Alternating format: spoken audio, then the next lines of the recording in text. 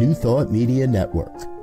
We are a global broadcast network of positive music, media, and entertainment, inspiring humanity's evolution along the journey of enlightenment and creating a world of love, peace, empowerment, and prosperity for all. New Thought Media Network. Positively inspiring.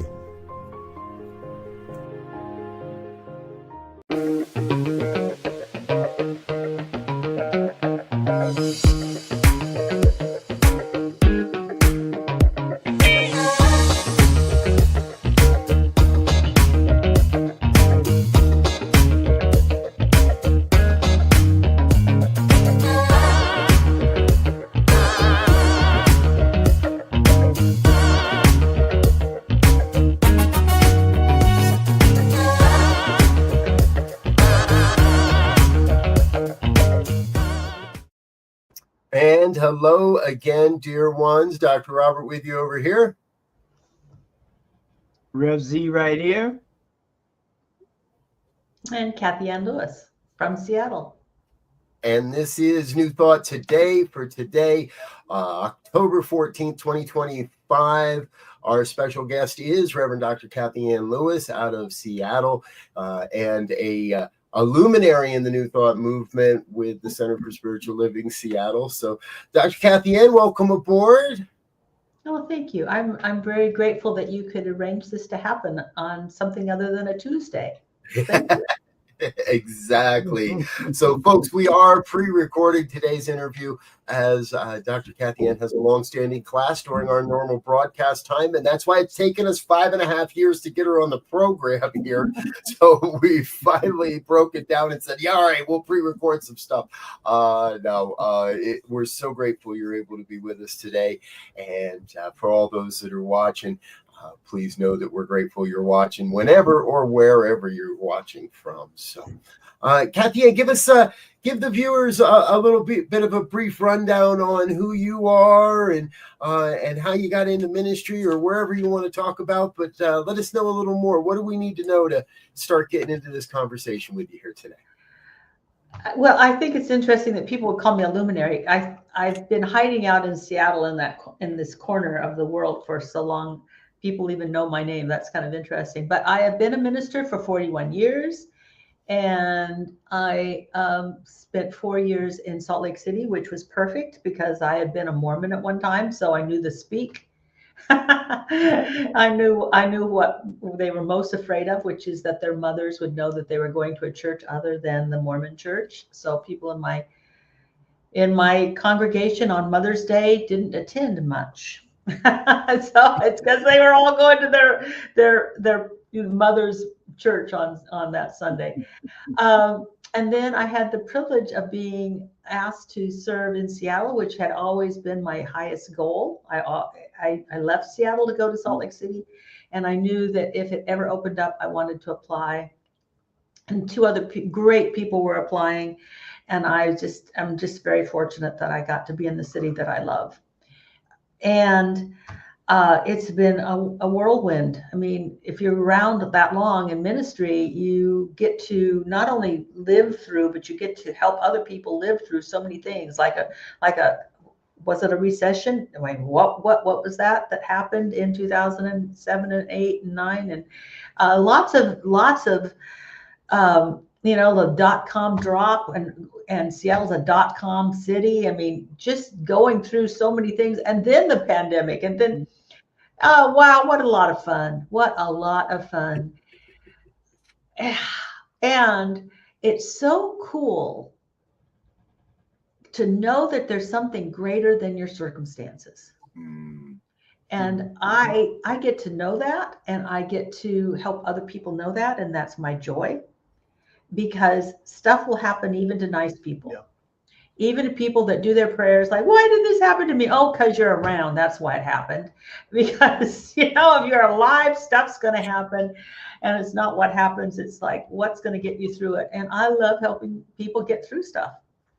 I love working with people. I love seeing their lives change. I am thrilled when they know that no matter what happens, they will be okay, even if they die. that to me, that is just the juice of life. And so that's what we do at our center is bring people closer to their idea of God, whatever their idea of God is. We don't dictate that, but if it gives them more power and more security and more sense of peace and a greater love for the world and a greater sense of when I say sufficiency, it's like I used to use that word prosperity, but there's so much prosperity stuff, gospel stuff that just is weird. But if you know that when you need it, it's going to be there, boy, that makes you feel secure. So I love seeing people gain that consciousness. And by gaining that consciousness, then they open up to life. Because if we're always scurrying around to make it to make things work, then our effort is into making things work instead of becoming creative and expressive and enjoying and contributing. So it's hard to contribute when you're in struggle. So that's my story. That's my ministry. That's what I've been doing for 41 years. Yay. And people sometimes ask me if I'm going to retire or not. I don't know what I do. My husband's already told me that he doesn't really want me preaching to him. So I think to stay married, I need to keep working. Oh, and the horses. I have horses and they don't really want to hear it either. So I'm all about having the best life I can have and helping other people do the same. That's my ministry in a nutshell. And Seattle is doing well. Having gone through a whole lot of shifts and changes, but we're doing well. I mean, I'm not just well. Well can mean a lot of things like okay. No, we're not doing okay. We're doing outstanding. So I'm happy about that. We are outstanding. Nice. And that's great to hear. I'm sorry. Go ahead. Did I interrupt? No, I was just going to say that's great to hear because it's just as we continue to move along this continuum called life, and as you said, things happen because you are around. To have that reinforcement that things happen and then they don't happen, right? And that this cycle of life continues, and when you can find yourself in that flow, you look at all of it as divine, if you will. Some people may have a little challenge with that reference, but it keeps us moving forward, I think. Thank you. I think so too. In my off hours, what I do as a citizen of the world is I ride horses, and I ride competitively with one of my horses. So I go to horse shows 6 or 7 times a year. Sometimes they're close to home, sometimes they're not. I have to travel to get there. And I also love volunteering with the Conference of the Americas, which is a conference put together for Spanish-speaking people, and it's held in Mexico. And I don't think enough people know about it, because if you go once, it's just so addictive because they're so loving and so open and so desiring to know how to make their lives better. And I've watched some of them take hold of things, and man, they are like, whoa, I want that consciousness. They are really growing and shifting personally and also as a group of people. They're just doing really well. And I learned a lot from going there. And so that's also part of my great love. And as a center, what we like to do is support new ministries, especially in other countries, because sometimes they just don't have sometimes in other countries, they don't have the wherewithal that people in the United States have. So it's fun to be sharing what we have from the center in Seattle with other places that are starting up. So that's fun. That's what we kind of do, and that's what I love to do, is support other organizations. Yes.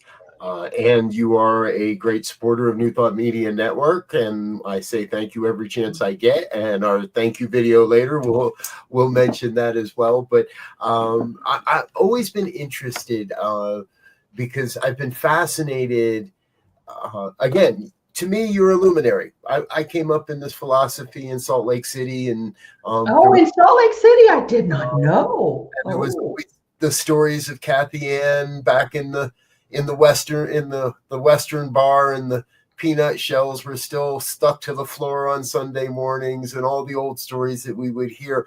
And maybe that's perhaps why I have been secretly following you and checking in and listening and following your teachings, and have taken classes with you and other things. That when you started sharing your journey with horses, it was kind of like, oh wow, this has absolutely nothing to do with church or with spirituality. And now the oneness of the relationship with the animals are there. But I would love to hear where perhaps a story where the humanness perhaps of the horse arena, or that community, or that culture, really you were able to see it needed some new thought, it needed some spirituality, and you were perhaps able to bring that to the arena. We're gonna mix some metaphors here today. Well, first of all, with the horse, it is a spiritual practice because you have to be present. You really have to be present, and they read everything, and so they are biofeedback machines. If you're not paying attention, neither will they. And if you're nervous, they are too. So it's all about an inner game. And I think there's books on that. Isn't there a book called The Inner Game of Tennis, which is all about making sure whoever picks up the racket has the right frame of mind. So there's that. And then I was a little hesitant to let people know I was a minister, and then especially a New Thought minister, because cowboy folks can be, what can I say, very conservative. and every horse show begins with playing the national anthem, and you better take your hat off, and because you wear hats, you got to wear a hat.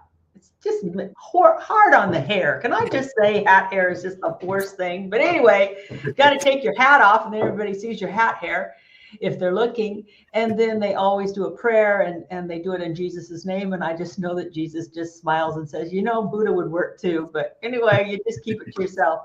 But what's interesting is that now that I've got more and more friends from the horse circuit, and I am who I am on Facebook, a lot of people are responding with likes. And one woman who is a real semi-famous, well, I'd say a famous trainer in my area, says that I'm now her hero because I'm willing to say what she was afraid to. So just on the more liberal, can't we all just love each other and get along side of things? So I guess I think I'm taking my two loves and my two passions and putting them together, because I love animals, and I love learning, and I love horses. And then to be openly, I mean, this is really like coming out of the closet. To be a spiritual person that's not religious is not the mainstream way of doing the horse culture. So it's really fun. I'm really enjoying putting the two things together.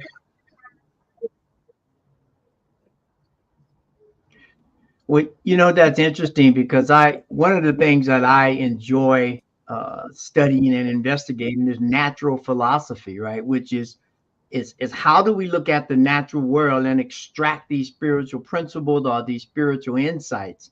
And when I hear you talk about the intuitiveness, if you will, or the yin and yang of the rider and the horse, and how that energy flows and all of that, and then on the other hand, all of this mystique around the horse and to what they do and how they remember it reminds me of this symbiotic relationship between all of creation and the divine. And how do we step into that space of the horse, if you will, in relationship to the divine? It's an interesting question that I ask myself often when I look at birds or whatever. And how do I put myself in alignment and in the right relationship to be exactly what I was created to be without question? Yeah, I love that. That's something we're actually spending some time on in October. Is I'm talking about it's natural to thrive, because everything was created to be the glory of God. Everything that, and we're talking more about trees right now, but my horse believes that it is the glory of God. I better get with it. Horses don't feel bad about themselves. They don't have low self-esteem. They may be afraid of humans out of, just self-protection, but it's not because they don't think they're good enough. So just learning from nature itself. Thomas Troward said that, I'm pretty sure it was Judge Thomas Troward, who said that nature is the face of God. And if we want to know what God is, just look at nature and look how well it functions and how elegant its processes are. And can we be can we function that well today, in our own life? So I get what you're saying. And I too just love nature. And I get to, of course, people don't need to have a horse. They can have a cat. Really, what a cat can change. Teach you. My goodness, what a cat can teach you.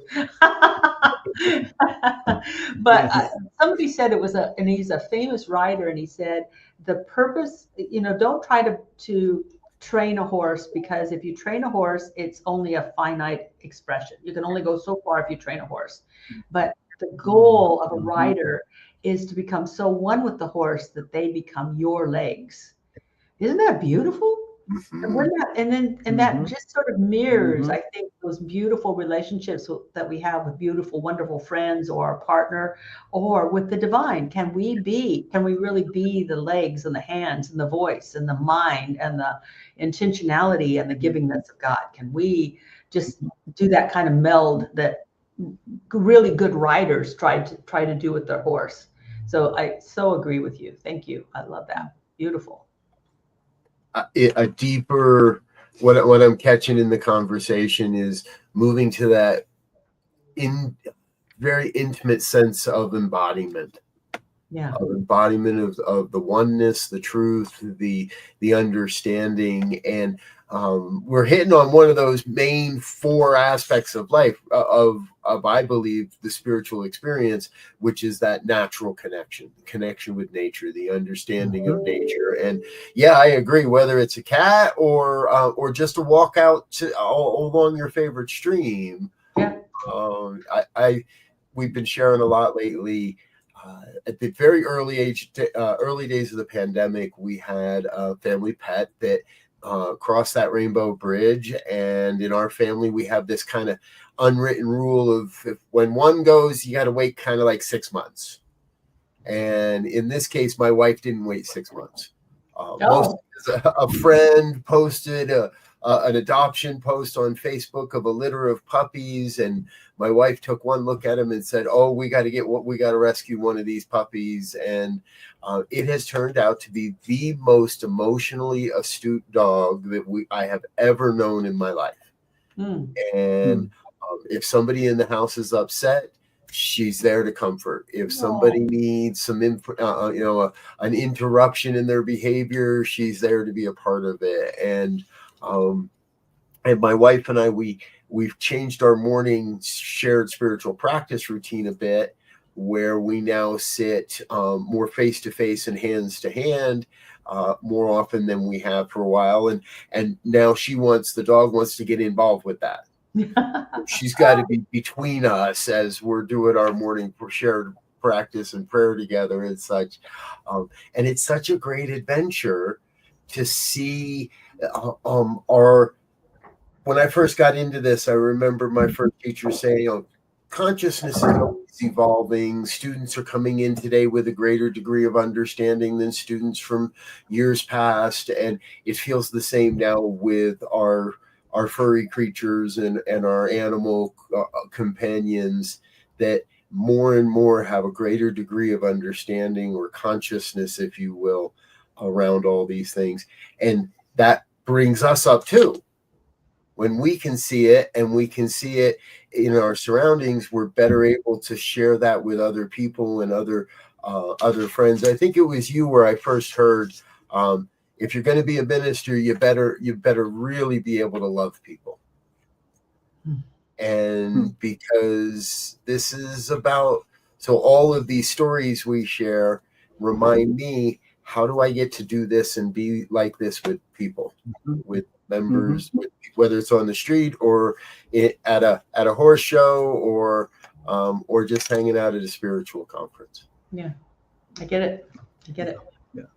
Yeah. And you know, I think Kathianne brought it up earlier about that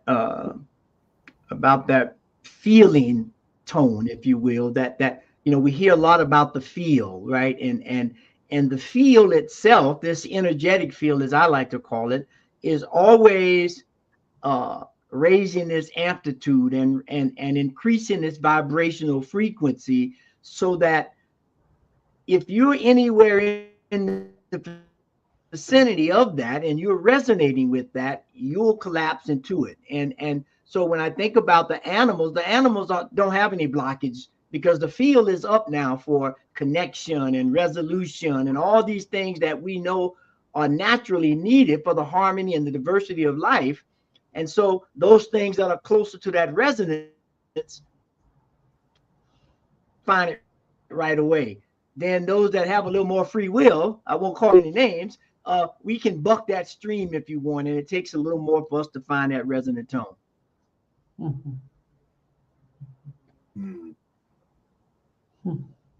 Life is good. Folks, we're going to take a quick break, let a couple of our sponsors say hello, and let you learn a little bit more about some of the things we do around here. But we've got more with Kathianne Lewis after this coming up. Stay with us, stay tuned, hit the like, share, and subscribe buttons. Let your friends and family know what we're doing. We'll be right back after these messages.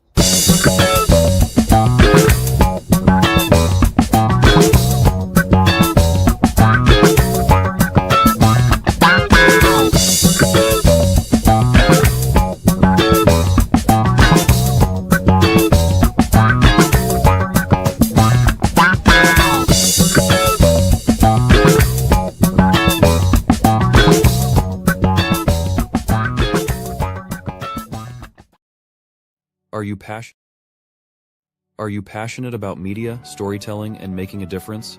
Welcome to New Thought Media Network, where your voice matters. We amplify diverse voices and share impactful stories. Join us in our mission. We are a nonprofit organization dedicated to creativity and community, looking for enthusiastic volunteers who want to be part of something bigger, learn, grow, and collaborate in various aspects of media production. Incredible support and camaraderie await you here. Your contributions will help us create powerful content that resonates with audiences and drives social change. Ready to make a difference? Visit our website www.ntmedia.org to learn more about volunteer opportunities and how you can get involved.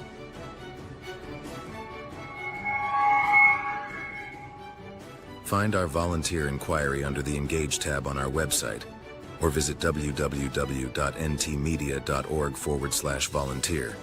We look forward to connecting with you soon. And we're back with more of New Thought today here on the New Thought Media Network. Our special guest, Reverend Dr. Kathianne Lewis out of Seattle. And, in this segment, what I would love to explore a little bit, because I also think you have a very unique perspective in the New Thought movement for the length of time that you have been with your community in Seattle. And not an awful lot of ministers, it seems, get the chance to be with one community for 35, 37 years now, or what it's been. 37, yeah. Yeah, and not very many ministers get that opportunity. We could probably count that up on a handful or two that we know, that I know of. And so my question really is, what's it been like, and to guide, not only guide a growing and an ebbing and flowing type of community, but also where do you find yourself now in how is your community growing into the future a little bit? So what's it been like to have your reins on the wheel, as it were, for this long, your hands on the wheel for this long, and what's solid, like what's that growing edge right now?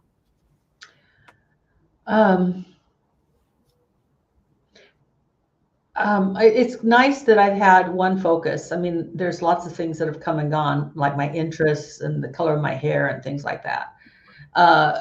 There's been lots of change. I'm glad that I just don't, if I'm going to do ministry, why would I change where? I mean, that's kind of my thought. It's like, why would I change where I'm doing it? Especially if I like the region that I'm in.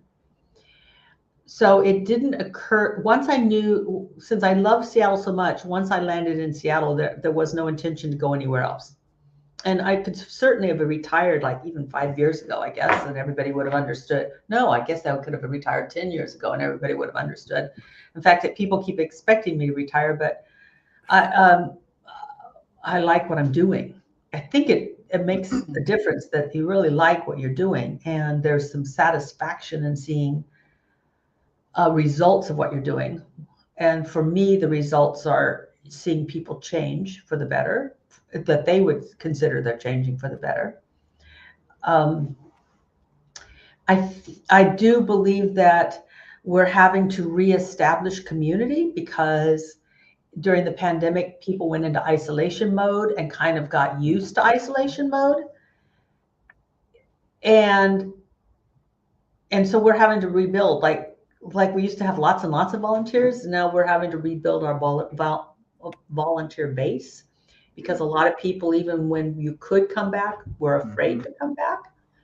And now people are coming back, but they've gotten out of the habit of being a part of something. There's still I love the message and the show and the music and all that kind of stuff. But to actually get them involved is something that I'm talking about. I talked about last Sunday that I'm using the metaphor that came from a Buddhist monk, and I forgot his name at this moment, but what he said is that the next Buddha will not come back as an individual, but a community, and that a community that strives to understand each other and practices kindness and mindfulness. And I thought that's us. That's the heart of spirit coming back as a group of people. And I invited people to join that, to not just enjoy the message, but to participate and to put down roots here. And we're also having to reestablish roots because we as a center have moved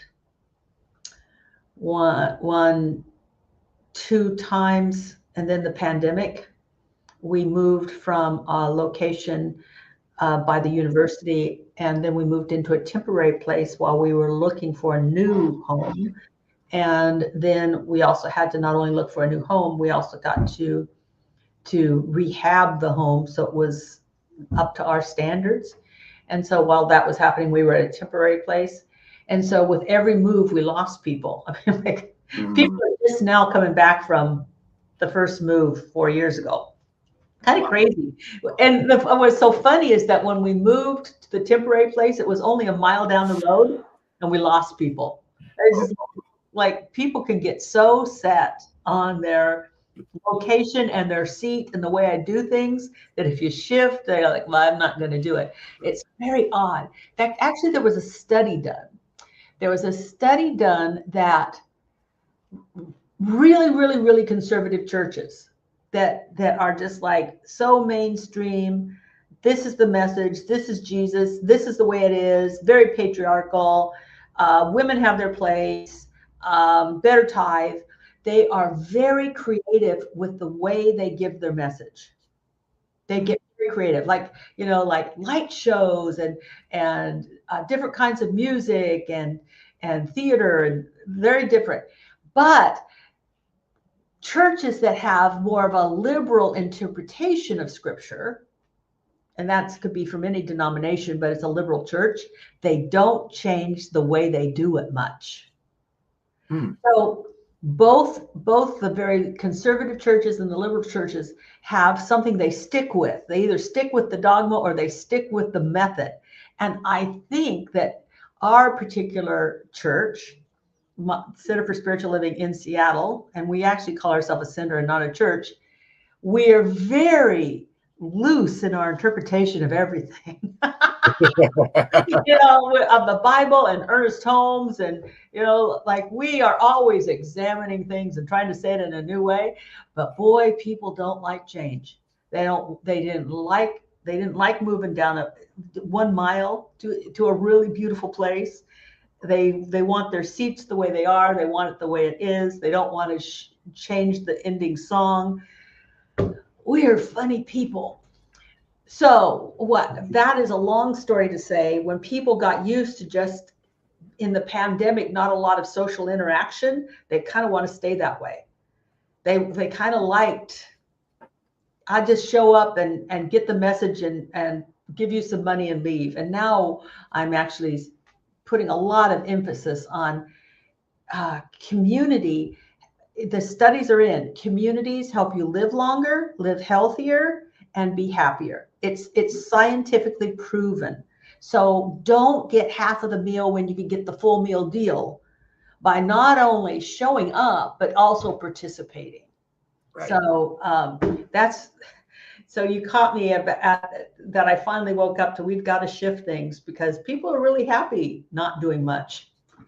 It's not that they don't contribute, but they weren't doing much. I mean, people will watch this and go, I do something, but the percentage of people in our community that participate has dropped. And now my focus is on bringing it back up. I hope that talks about what I see as our future. It's really getting people involved, lots and lots of people involved.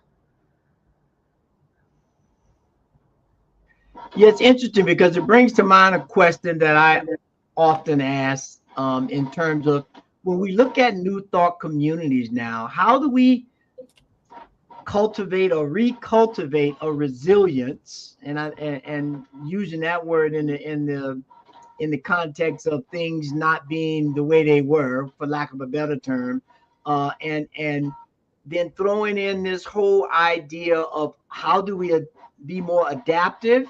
And then one of the big things on the horizon is this sacred activism that a lot of people are having conversations about, which is a little bit out of the conventional wheelhouse of New Thought. So I would love to hear your thoughts on that, because I think it's powerful question and something that's needed.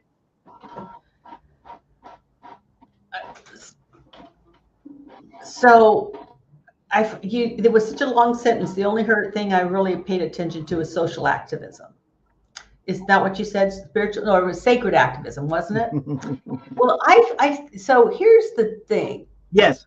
I hear sacred activism, and we are very sacredly active. We have programs going on almost every month to be active in our community, giving to our community. We build tiny houses. We rehab homes for the elderly and the poor that can't do it themselves. We have, I think, 15 years in a row, sent groups of people to places that had been hit by natural disasters. So a lot of hurricane areas, I think they went to the Katrina area for like 4 years in a row because it took that long and it's still not all rebuilt. They went to they went to the East Coast after what was the hurricane? I mean, we have so many of them now. Remember, we used to just have one big one a decade. Now they're like every year. Was it Helena? I don't know, but it was like big destruction on the East Coast after a hurricane. We are very sacredly active, very, and yet when people say, "Are you sacredly active?" they often mean political. Right. I mean, that's the thing I get. Like, we're sacredly active, but are you marching? Are you talking from the pulpit? It's like, I honestly think that my people are smart enough to know what's right. Why would I tell? How could I tell people what's right when we don't tell people what's right? Or someone said, we don't tell people what to think. We tell people how to think. And if we teach oneness and that your life is my life and that your life affects my life, they can put two and two together. Really? I have to tell them that that we need to stand up for stuff? No, there's one thing about marching with a flag, and it's another thing giving their weekends away to go build a house for somebody. I mean, not weekends, they take weeks, 9 days, 2 weekends and 5 days in between. And with Habitat for Humanity, they work with the family that's going to get the home, and they see the home at the end of the week. I mean, come on, that's like not sacred activism. We feed people. Yes.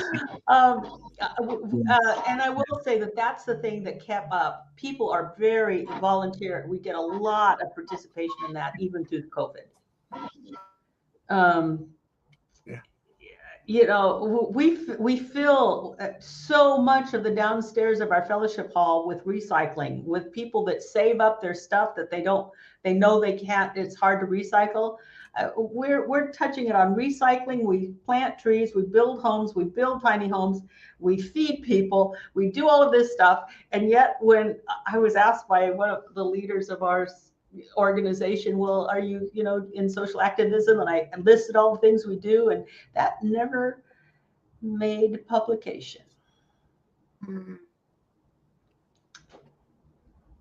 The key, you make an interesting point there, because there's definitely a difference between sacred activism and social activism, which is why I kind of worded it that way, because social activism leads to a political leaning or bending, however. But sacred activism means what I think this movement, and definitely all ministers and practitioners here is to be a servant of the divine. And to be a servant of the divine, you give where your heart is called, and you lend a hand, and you be the message, not teach the message by word or whatever. You become the message. Yeah, boots on ground. That's what I always call it. Yeah. We're trying to be boots on ground. And we have this wonderful committee that's self-organizing. We give them the money, and then they decide how to spend it. It's called the Create a Better World. And they have their own way of looking at our world and seeing what can we do in our area to make the world better. And then I do my part by taking our tithe money and supporting CSL startups in different parts of the world. So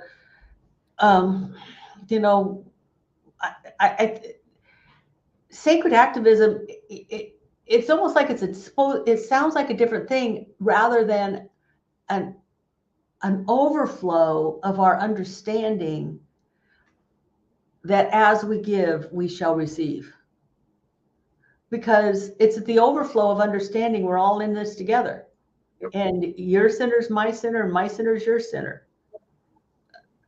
I really love this conversation, because I agree. I think far too many people, they hear sacred activism and they think social activism. And what I believe as a New Thought movement, what is more impactful is all the things you're talking about, Kathianne, and even more. As a board member with the affiliated New Thought Network, Anton, a little over a year ago at our annual retreat, we heard from a young minister who is in the UFBL tradition, Universal Foundation for Better Living, and he presented to us the UN 21 sustainability goals, world sustainability goals from the United Nations.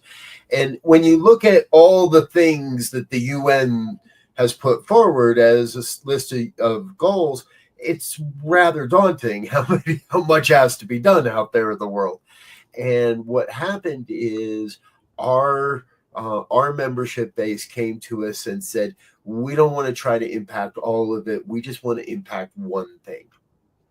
And so leadership took it and created a resource and a poll, and started talking to people and started polling our membership. And invariably, through it all, what emerged was that our heart, the consciousness of this organization is most closely aligned with maintaining food security, with supporting food security.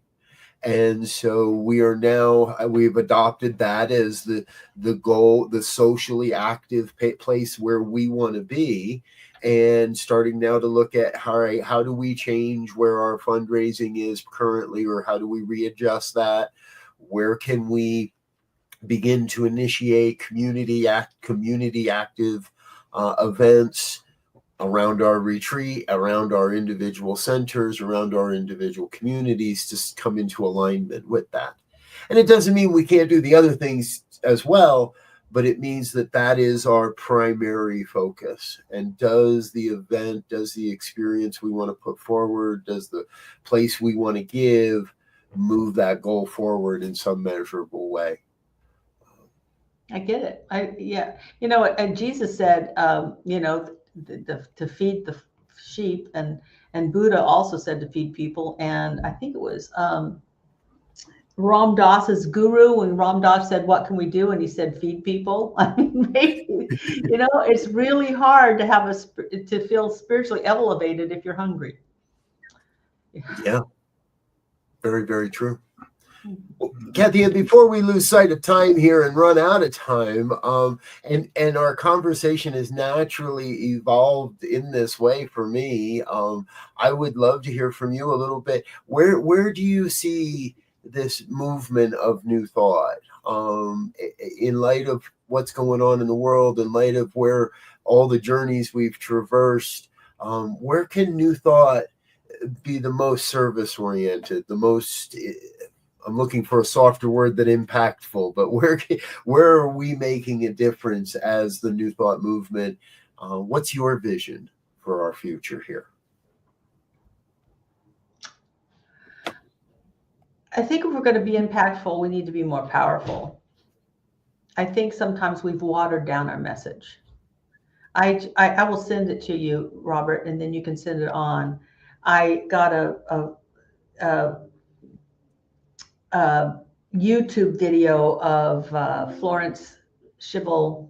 I think it was Scovel Shin, and I've read her books, and I thought, oh, you know, ho hum, I've read this stuff before, but listening to her, and just the power, and Ernest Holmes, and just the power and the forcefulness and the absolute trust in an absolute principle.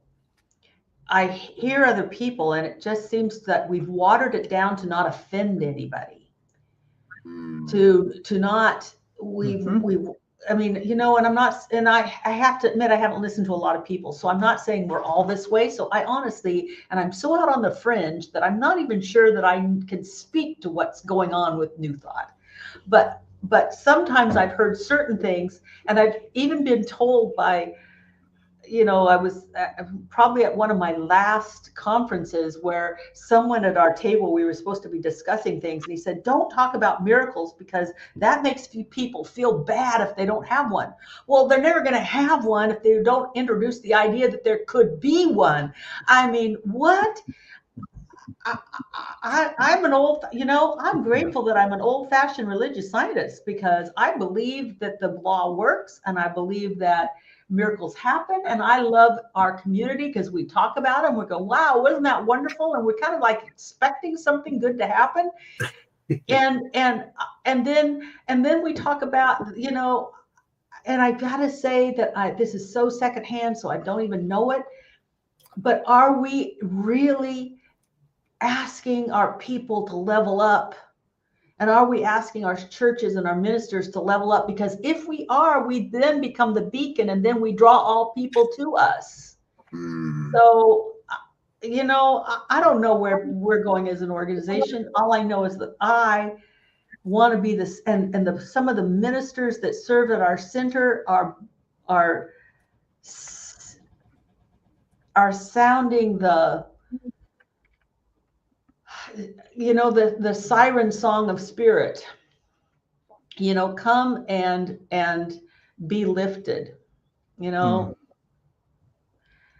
so that when stuff happens, because stuff will happen, they're grounded and invincible. You know, this will happen to me, but it will not happen to me. It'll happen around me, but not, I don't know if there's a difference. That's like some things are going to happen, but they don't have to happen to me. Like, that's all I can say. And I realize I'm gonna try to make sure that this doesn't, people are calling me. Sorry if that is interrupting. I don't know how to turn my phone off. I'm sorry. Does that help? Is that clear? I'm probably not a good representative for the future of our. But no, I love that.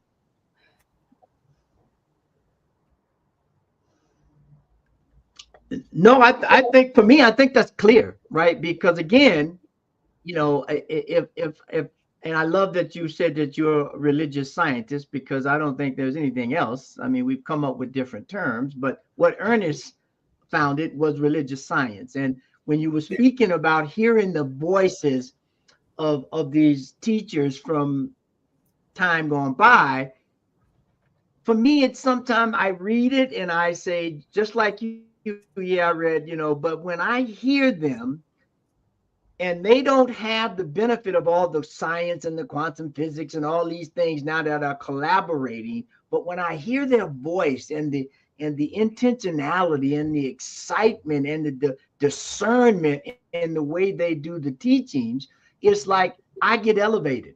And I think, you know, as we, you know, the saying goes, if you forget the history, your past is going to be very lukewarm. And so I think we have to look at the essence of what the teaching is and then figure out how do we, I don't even want to say augment, how do we extenuate the teachings using the technology and all of the things we have, and not have the technology be the thing itself, but be an amplifier of the thing itself, if that makes sense. And that's what I heard you said. And I think, you know, given where the youth are and where the society is going, that's what we got to do. Yeah, I agree. Folks, if you're wondering what you stumbled into, this is New Thought Today here on the New Thought Media Network. Our special guest, Reverend Dr. Kathianne Lewis from the Center for Spiritual Living, Seattle. This is I just had Spirit kind of pop a question into my head that I don't know if I've ever asked you, Dr. Kathianne, and that is, to the best of my knowledge, and please do correct me if I'm wrong, but to the best of my knowledge, your community was the first community to kind of take on the moniker of Center for Spiritual Living, that started a new channel, if you will, on the family tree that went from what we were, Church of Religious Science, and really started to bend the consciousness of this movement towards the idea of both centers and spiritual living. And I'd love to know how that evolved for you, where that sparked for you, and what was the returning point where you're like, I got to be more courageous in for the truth than to stay the course of my colleagues and all those that. I don't know that I was that brave. We had a long conversation at our center about trying to explain what religious science was, and most of it was we aren't Scientologists and we aren't Christian Science. And so when you are what you're not, that's the way people were explaining it. It couldn't explain it very well. So we actually had a naming contest at our center, like, well, what should we be called? And for some reason, the Center for Spiritual Living showed up more than once, and then we gave people 3 choices, and the Center for Spiritual Living was like the whole group bought it. Luckily, we had a member who was a copyright attorney, so we copyrighted as well as we named ourselves. And so the other organizations had to pay us. And so we don't have to use the same logo that the Centers for Spiritual Living do, because we are the original owner. And then right, we share the copyright for that name with what was then RSI and what was then United. Right. Yep. And it basically came out of our congregation saying, how do we explain who we are? And it's like, okay, well, then you come up with a name. It wasn't me coming this, I'm going to be different, I'm going to name this. It's like, okay, well, that's what the congregation wants, let's go with it. And group mind can be very, very intelligent. Yeah, exactly. And that was before all the requirements that said you had to be this or that. It was during the time when that creativity was embraced and really embraced. So, all right, folks, we're going to take another quick spot, chance to say thank you to, again, some of our organizational sponsors and individual donors. We're going to be right back after these messages. Don't go away. We've got more with Reverend Dr. Kathianne Lewis, myself, and Reverend Elzia on New Thought Today. We'll be right back.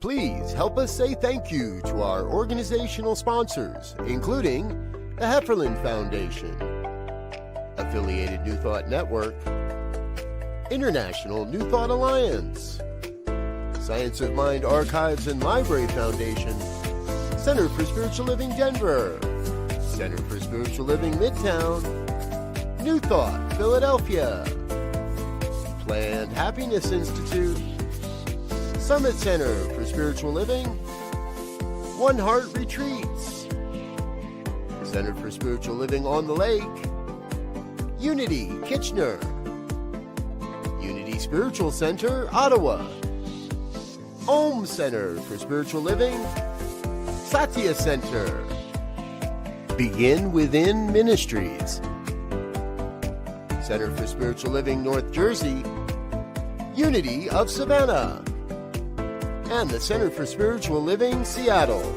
as well as all of our individual donors. Thank you for being part of the New Thought Media Network. Please like, share, and subscribe. New Thought Media Network, positively inspiring. Thank you to all of our individual sponsors and organizational donors. Dr. Kathianne, you're here today on behalf of Center for Spiritual Living Seattle. You've been a great supporter of us for quite a while now here at New Thought Media Network. So thank you again for that. You're welcome. Before we run out of time, I want to kick this over to my brother Elzia and just check in. What questions have we forgotten to ask today, Z? Well, I think one that's just right there for the easy picking is how do we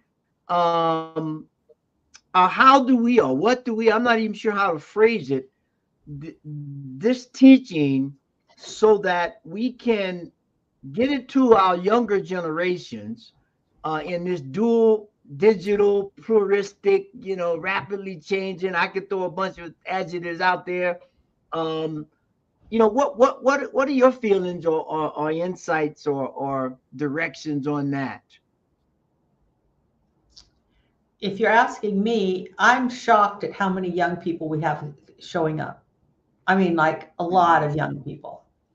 And I will say that 75% of those young people, although we have quite a few men showing up, more men showing up, but they're usually in the 30 to 40 age range. But in the 20s, it's about 75% of the young people were showing up in the 20s are female. And I think that people do have a hunger for God, and young people are showing up, trying things out. And for some people, they just can't go with the patriarchal, this is the way you do it, this is the only way for salvation. They're smart enough to know that that God doesn't play favorites. And if somebody was born in the wrong part of the world and therefore can't hear about Jesus Christ, they're going to go to hell. I mean, they just don't buy it. And I think we just keep saying what's true. And I think there's a whole generation of people looking for something because they left what they were, raised with.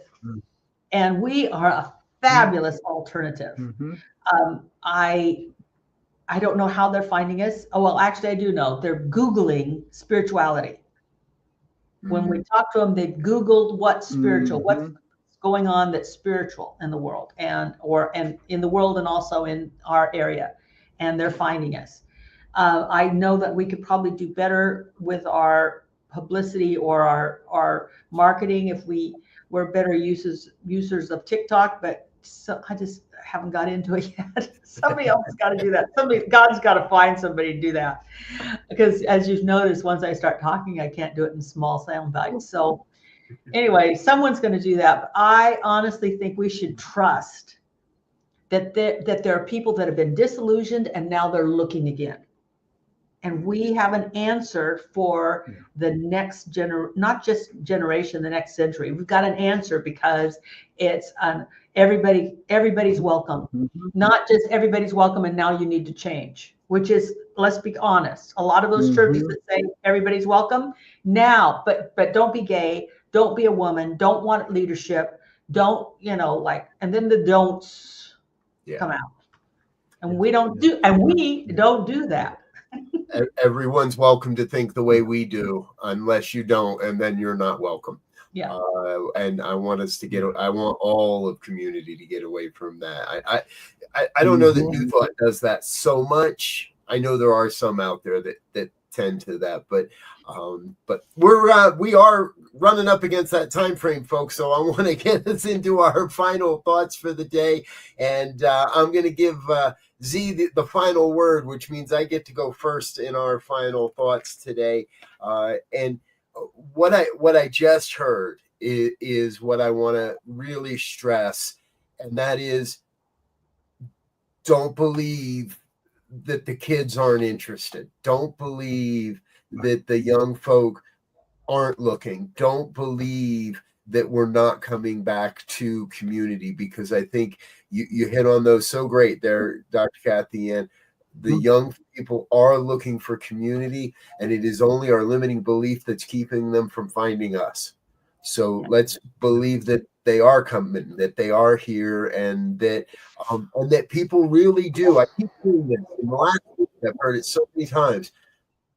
We are on the verge of the resurgence of in-person physical community.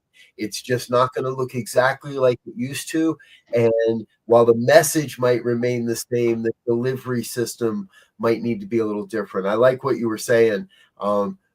Maybe it's time for us to be maybe a little more rigid in our dogma and a little more loosey-goosey in our presentation. I'm not sure I want to explore that. So, Dr. Kathianne, how about for you? Final thoughts. I love that. Go back to what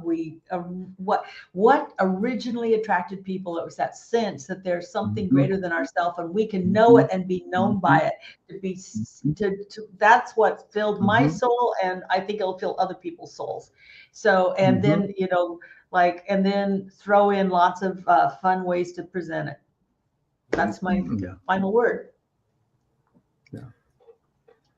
Yeah, and my final word is I think, and at least in my mind, a summation of what both of you just said, is that we have the tools to be the visionary leaders of the future, of today, of tomorrow, and we have to begin to be the visionary leaders, not just talk about it, not just have classes about it, but get out there, do something and say, I did this, not I, but this was done because I understand these laws. And when I apply myself or apply them, things happen.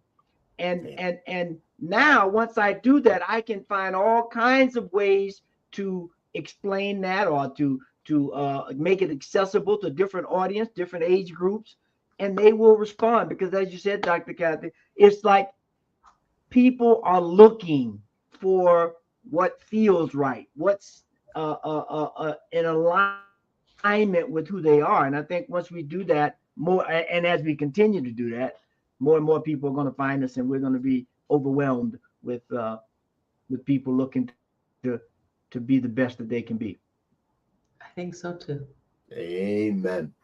All right, folks. Well, thanks so much for watching. Dr. Kathianne, thanks for being with us. Remember, you can learn more about Dr. Kathianne Lewis at her website, KathianneLewis.com, or Center for spiritualliving.org. Sorry, spiritualliving.org is the Center for Spiritual Living.